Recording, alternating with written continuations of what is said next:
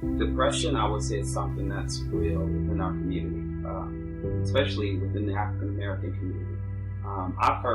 I don't suffer from depression, but I have a lot of loved ones that I care deeply about that battle depression and also battle bipolar disorders. And someone that's very close is my mother. Growing up as a kid, you didn't know. You would just go to school one day, come home, and see your mom in the same place that you saw her when you left to school, taking long naps,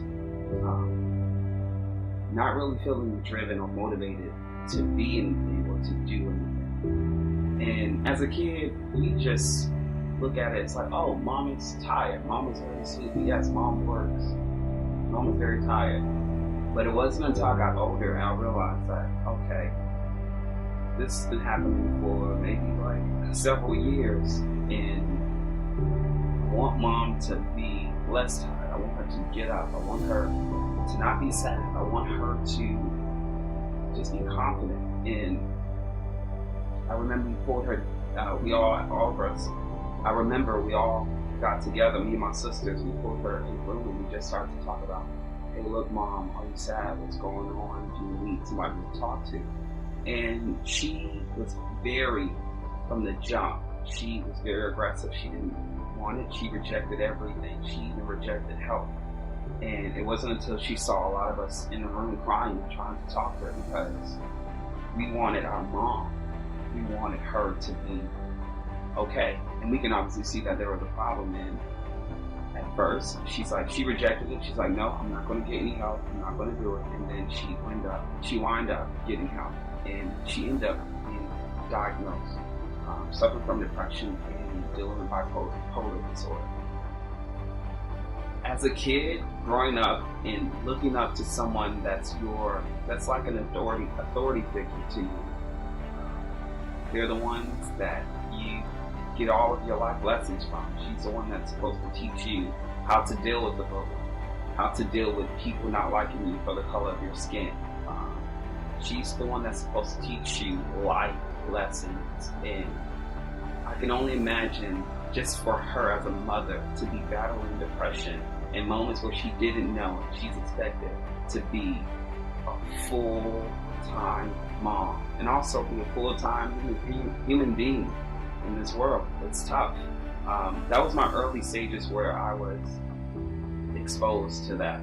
And it affects a lot of people, and it affects people that mean a lot to us. We walk around every day and we pass people as if like ships sailing in the night.